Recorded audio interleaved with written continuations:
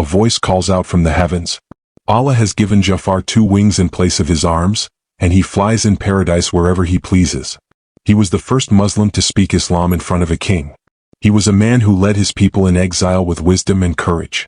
He was martyred holding the banner of Islam until both his arms were severed. This is the story of Ja'far bin Abi Talib, radiyallahu anhu, the one whom the Prophet, peace be upon him, called, "You resemble me in appearance and in character." Ja'far bin Abi Talib was the cousin of the Prophet Muhammad, peace be upon him, the son of Abu Talib, the same uncle who raised the Prophet, peace be upon him, after the death of Abdul Muttalib. He belonged to the noble clan of Banu Hashim, known for their bravery, generosity, and leadership. His brother was Ali bin Abi Talib, radiyallahu anhu, another towering figure in Islam. Like Ali, radiyallahu anhu, Ja'far accepted Islam in the very early days, leaving behind Qurayshi privilege for the sake of Tawheed. He and his wife Asma bint Umayyah, radiyallahu anha, were among the first 40 Muslims.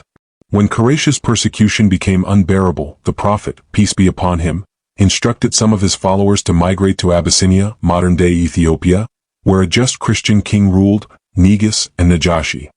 Ja'far was appointed leader of the emigrants, a role requiring intellect, faith, and diplomacy. When Quraysh sent envoys to bring the Muslims back, Ja'far stood tall before the king and delivered one of the most powerful speeches in Islamic history. He said, "O king, we were a people of ignorance. We worshipped idols, ate the flesh of dead animals, and mistreated our weak. Then Allah sent us a messenger, who commanded us to speak the truth, uphold family ties, pray, and be just." Then he recited verses from Surah Maryam about Maryam, peace be upon her, and Isa, peace be upon him. The king was moved to tears. The Negus said, "This and what Jesus brought come from the same source of light." He refused to return the Muslims to Quraysh and gave them full protection. Ja'far spent over a decade in Abyssinia, leading the Muslim community there with wisdom and strength. Eventually he returned to Medina in the year of Khaybar, just after the Muslims had won the battle. When the Prophet, peace be upon him, saw Ja'far, he was overjoyed and embraced him tightly. The Prophet said, "I don't know which makes me happier, the victory of Khaybar or the return of Ja'far." In 8 the Prophet sent an army to confront the Byzantine Empire in Mu'tah, Jordan. It was the first battle against the Romans, and Ja'far was appointed as one of the 3 commanders. If one commander was killed, the next would take over. During the battle, Ja'far, radiyallahu anhu, fought like a lion. He held the flag of Islam high with one hand. When it was cut off, he grabbed it with the other. When that was severed, he clutched the banner with the stubs of his arms, refusing to let it fall. He was eventually martyred, his body found with over 90 wounds, all from the front. When news reached the Prophet, peace be upon him, he was deeply grieved. But he was given glad tidings from Allah. The Prophet, peace be upon him, said, "Allah has replaced Ja'far's arms with 2 wings, and he flies in Jannah wherever he wills."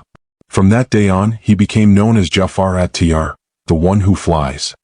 Ja'far left behind his wife Asma bint Umayyah and his sons, including Abdullah ibn Ja'far, radiyallahu anhu, who also became a respected companion and generous man.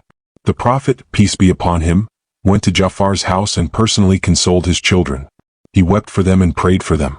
He, peace be upon him, said, "Do not cry for my brother Ja'far, for he has gained 2 wings in Jannah. He was a leader in faith even in exile. He was an ambassador of Islam, presenting Islam peacefully and wisely to foreign rulers. He was loyal, never seeking fame or position, only the pleasure of Allah. He was brave, sacrificing his life while holding the banner of Islam. He flew not with wings of fire or pride, but with wings granted by Allah, earned through truth, humility, and sacrifice. The world remembers warriors, kings, and generals, but the heavens remember Ja'far. He left behind no palace, no crown, but something greater, the pleasure of Allah and the title, the man who flies in Jannah."